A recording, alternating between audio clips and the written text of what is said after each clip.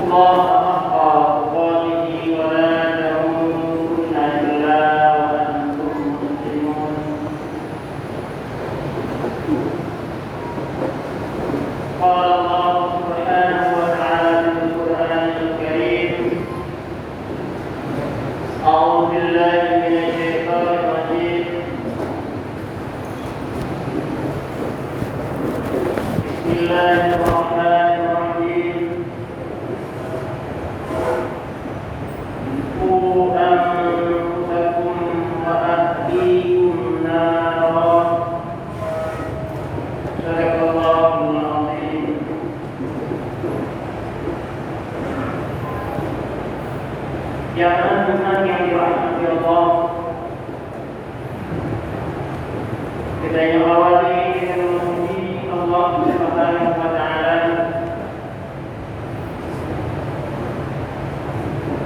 Allah yang telah mengirim utusannya, Allah yang telah membangkitkan utusannya yang bernama Muhammad selaku Nabi sekaligus beliau Rasul yang fungsinya hanyalah untuk basyirah wa nadhirah, ingin memberikan motivasi, dorongan-dorongan, semangat-semangat dengan melakukan perbuatan yang positif yang Allah janjikan nanti di akhirat dengan surga, dan juga Rasul memberikan berita yang nasirah, berita-berita yang sangat mengejutkan, yang sangat mengkhawatirkan apabila manusia melakukan hal-hal pelanggaran, akan Allah sediakan celah di akhirat pasca kematian dengan yang namanya neraka. Artinya target utama kelahiran Rasulullah Sallallahu Alaihi Wasallam selaku Rasul, Nabi, pembawa risalah, hanya manfaat,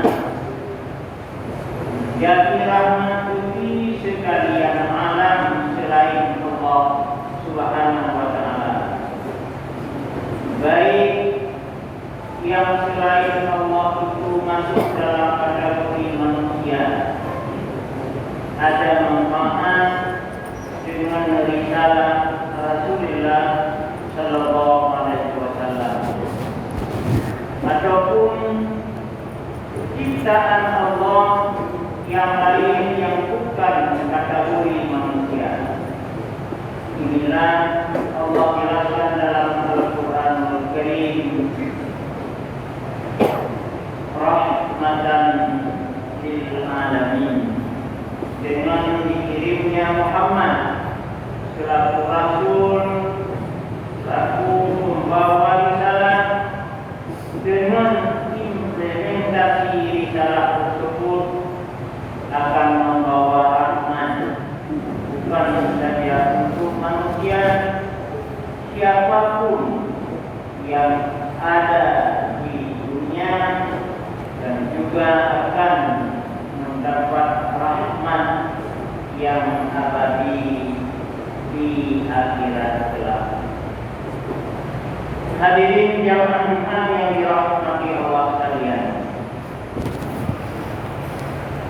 Sesuai dengan pengumuman panitia masjid bahwa seluruh lapisan manusia di mana saja berada pasti tidak lama lagi akan merayakan satu kegiatan, akan merayakan satu peristiwa di seluruh di mana saja umat Islam berada, yaitu dirgahayu kelahiran Rasulullah Sallallahu Alaihi Wasallam 12 Rabiul Awal. Ya Allah, seandainya hanya lebih banyak umur Allah khususnya yang berada di jamaah mutiara, ada petunjuk teknis, ada petunjuk cara kerja yang diawali dengan musyawarah dari seluruh tokoh masyarakat dan tokoh kita di jamaah mutiara. Alhamdulillah, sesuatu yang sudah lama kita adakan, tidak ada kevakuman di dalam ini. Tetap sesuatu kita memanage, mengatur. Inilah fungsi manusia selaku khalifah. Tidak benar manusia selaku khalifah. Seandainya datangnya banjir, kita instruksikan seluruh orang jangan keluar rumah. Karena manusia adalah pertama makhluk yang membutuhkan sandang pangan. Karena manusia adalah makhluk sosial, membutuhkan komunikasi dengan makhluk yang lain.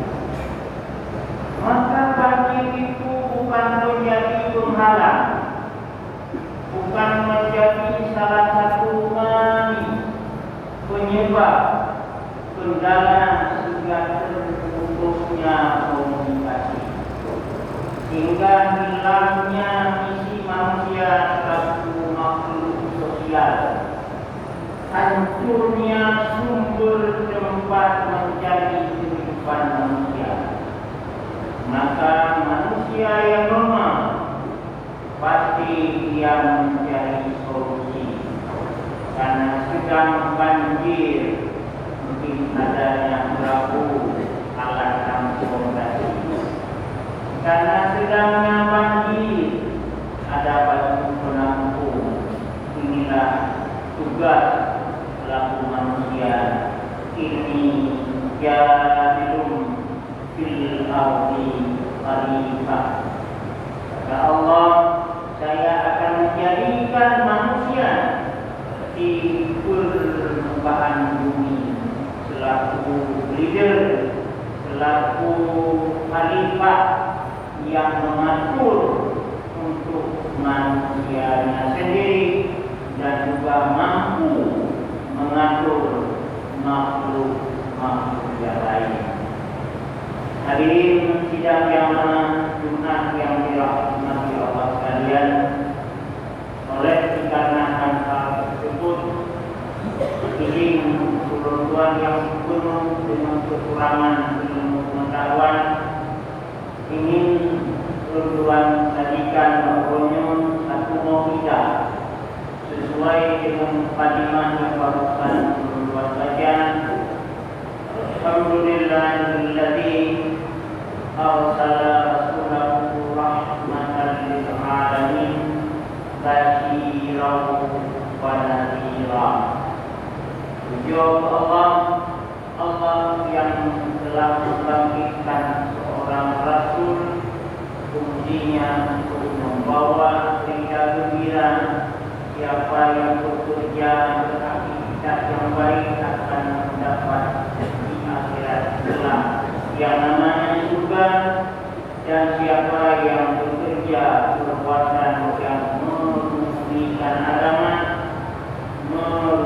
kebaikan bangsa, dia akan mendapat neraka di akhirat kelak.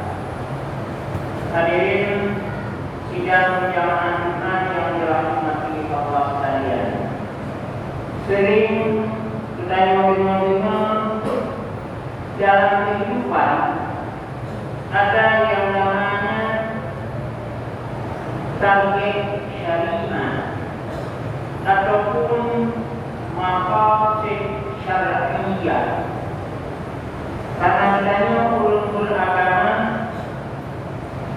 beragama tentu punya landasan hidup, landasan tempat bergolongan dia beraktivitas adalah landasan agama, yaitu Al-Quranul Karim dan hadis Rasulullah Sallallahu Alaihi Wasallam yang nanti lewat Al-Quranul Karim dan hadis Rasulullah akan dijabarkan oleh para ulama, oleh mutakallimin yang bergerak di bidang ketauhidan untuk menjabarkan apa-apa yang terkandung dalam Al-Quranul Karim yang secara mujmal akan dijabarkan lewat kitab-kitab secara tafsir. Kemudian aturan-aturan ibadah yang masih mujmal dalam Al-Quranul Karim atau dalam hadis akan dijabarkan lewat kitab-kitab fikih. Bagaikan kehidupan dalam satu negara di mana saja berada, pasti ada undang-undang lebih tinggi.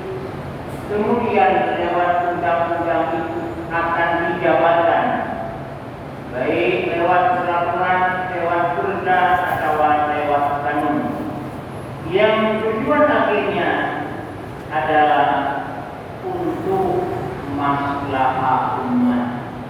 Inilah yang dimaksud dengan maqasid syar'iyyah, tujuan daripada adanya syariat. Maqasid syar'iyyah itu ada dua. Yang pertama, maqasid syar'iyyah itu adalah jalbil maslahah, melaksanakan kegiatan-kegiatan yang dengan kita laksanakan kegiatan itu akan membawa maslahat bagi umat, baik itu maslahat maliyah, maslahat untuk mendapatkan uang yang banyak yang pastinya halal, kemudian maslahat nafsiyah, menjaga jiwa supaya selamat dari hal-hal yang berbahaya, jaga anggota dari sesuatu yang berbahaya. Inilah maqasid syar'iyyah. Wala tulqu aydikum ila tahlukah. Jangan kamu bawa anggota kamu, jangan kamu bawa jiwa kamu kepada hal-hal yang membinasakan. Kemudian yang kedua, maqasid syar'iyyah adalah daf'ul mafsadah, mengantisipasi, menolak sesuatu yang berbahaya, baik itu berbahaya di sisi jiwa, berbahaya organ tubuh. Maka dalam agama dilarang meminum minuman keras. Kenapa? Karena itu merusak akal. Dalam agama dilarang mencuri. Kenapa? Karena mencuri itu hilangnya harta orang lain yang bisa dibebaskan oleh agama. Di samping menjaga harta pribadi, juga menyelamatkan harta orang lain. Kita adalah bukan orang yang saling, tapi kita adalah orang yang muslim. Beda pandangan agama di antara salim dengan muslim. Secara harfiah, walaupun bagaimana as-salim itu adalah kalimat isim fa'il menurut sastra ilmu Arab, al-muslim juga itu isim fa'il. Tapi beda, as-salim adalah isim fa'il sulasi mujarrad, adapun al-muslim adalah isim fa'il sulasi mati. Di mana beda di antara as-salim dengan al-muslim? Rasulullah pernah bersabda dalam satu hadis, orang muslim adalah orang yang menyelamatkan orang lain dari darahnya, dari hartanya, dari harta martabatnya. Dan selalu kita orang yang beriman, yang tiap hari minimal salat 5 waktu, 5 kali sudah kita ikrarkan bersama, wa ana minal muslimin, saya ya Allah orang yang menyelamatkan orang lain. Tak pernah kita ucapkan ana salimun, saya orang selamat, ana minal muslimin, saya ya Allah, kami ya Allah orang yang muslim yang menyelamatkan orang lain. Hadirin sidang jamaah Jumat yang dirahmati Allah sekalian, alhamdulillah jamaah yang berada di masjid yang pada hari ini masih benar-benar pegang teguh dengan salah satu tulisan, satu pernyataan guru Rasulullah waktu Rasulullah kembali dari Makkah, dari Madinah pulang ke tempat tanah kelahirannya Makkah. Waktu mula-mula Rasulullah masuk kota Makkah, Rasul membaca waman dakhalahu kana amina. Siapa saja yang masuk dalam masjid, insya Allah dia berada dalam posisi aman. Kemudian kodenya, karena Rasulullah memberikan penghargaan kepada tokoh Quraisy yang dulunya tokoh Quraisy itu musuh Rasulullah, tapi Rasulullah tidak punya sifat dendam. Wa man dakhala darah Abi Sufyan kana amina. Siapa saja yang masuk rumah Abu Sufyan, dia itu dalam posisi aman. Yang perlu kita yakinkan pada hari ini, siapa yang masuk dalam masjid dulunya Rasulullah telah mengakui aman. Malah itu tercantum dalam Al-Quranul Karim. Aman dari mana? Aman dari kekerasan, aman dari kejam, aman daripada pembunuhan. Insya Allah apabila sesuatu yang dari pembunuhan aman, dari kekerasan aman, yang itu adalah hal yang sangat ditakutkan, apalagi dari hal-hal yang lain yang boleh dalam jiwa masing-masing. Sesungguhnya masjid itu adalah rumah Allah, insya Allah dapat mengantisipasi dari serangan itu. Hadirin sidang jamaah Jumat yang dirahmati Allah sekalian, kemudian selanjutnya sedikit saya baca, insya Allah jamaah lebih duluan sudah memahami. Dalam kajian ilmuwan, sesungguhnya satu penyakit katakanlah virus itu akan menyerang orang-orang yang imun tubuhnya lemah. Ilmiah mengatakan hal-hal yang dapat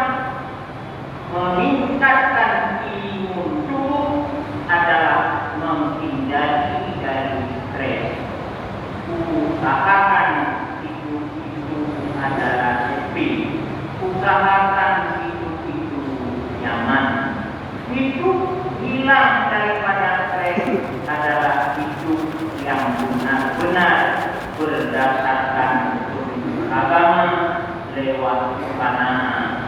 Rasulullah pernah bersabda dalam satu hadis, la tuhasadu, jangan kamu membenci orang lain.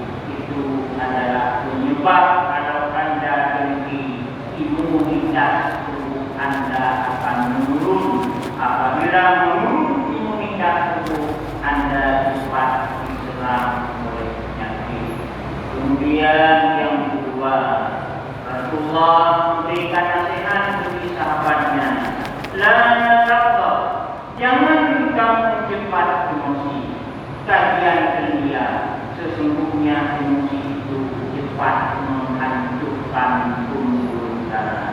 Makanya dulu kajian-kajian yang hari ini baru nampak itu benar-benar sudah ditanamkan oleh Rasulullah SAW lewat landasan hadis ataupun lewat Al-Quranul Karim, termasuk salah satu kata dalam Al-Quran, inna sa'yakum lasyata, sesungguhnya kehidupan kamu sungguh berlainan, profesi Anda berlainan. Anda ada yang bergerak di bidang orang yang memberikan ilmu bagi orang lain, mentransferkan ilmu bagi orang lain. Anda bermanfaat bagi umat. Anda bergerak dalam profesi berusaha, bekerja dengan hasil yang halal, memberikan wakaf atau bantuan untuk kemaslahatan umat. Anda juga menunjukkan bagi agama. Singkatnya, Rasulullah bersabda dalam satu hadis, man kana lahu ilmun falyatasaddaq bi ilmi, siapa saja yang ada ilmu maka bersedekah dengan ilmunya. Siapa saja yang ada harta, bersedekah dia dengan hartanya. Siapa saja yang ada kekuatan bendanya, bersedekah dia dengan kekuatannya. Inilah kira-kira renungan pra perayaan Dirgahayu kelahiran Rasulullah SAW yang akan dilaksanakan di masjid yang mulia ini beberapa hari akan datang. Insya Allah sukses dan kita berdoa kepada Allah Subhanahu Wa Taala. Insya Allah dengan perayaan Maulid Nabi, apa yang sedang dihadapi oleh unsur masyarakat yang ada di Kabupaten Pidi, masyarakat yang ada di provinsi dan di mana saja berada, insya Allah dengan Dirgahayu hari kelahiran Rasulullah SAW sampai yang kita alami menjadi antisipasi. Rasul pernah mengatakan as-sadaqah tutfa'ul bala, sedekah itu dapat menolak bala. Inilah kira-kira sedikit mudah yang saya sampaikan. Mudah-mudahan dapat bermanfaat bagi pribadi Tuhan dan juga dapat bermanfaat sekaligus untuk melestarikan PHBI Panitia Perayaan Hari Besar Islam yang ada di Mutiara. Insya Allah semakin hari semakin meningkat, apalagi ada di santunan. Insya Allah santunan itu bentuk bantuan produktif, jangan saja yang bentuk bantuan konsumsi. Di mana saja ada kekurangan dan kejanggalan, mohon diperbanyak maaf. Amin ya rabbal alamin. Alhamdulillahilladzi arsala Muhammadar rasulan basyiran wa da'iyan ila Allah wa sirajan munira. Wassalatu wassalamu ala sayyidina Muhammadin sayyidil Mustafa wa ala alihi wa ashabihi dawil huda. Asyhadu an la ilaha illallah wa asyhadu anna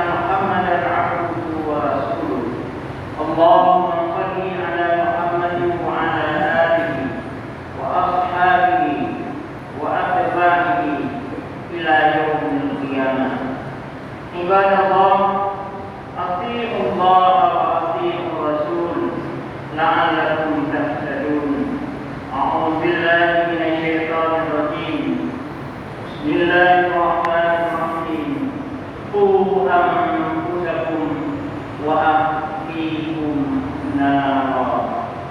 بارك الله لي ولكم في القرآن الكريم، ونفعني وإياكم بذكر الحكيم، وتقبل مني ومنكم تلاوته إنه هو السميع العليم.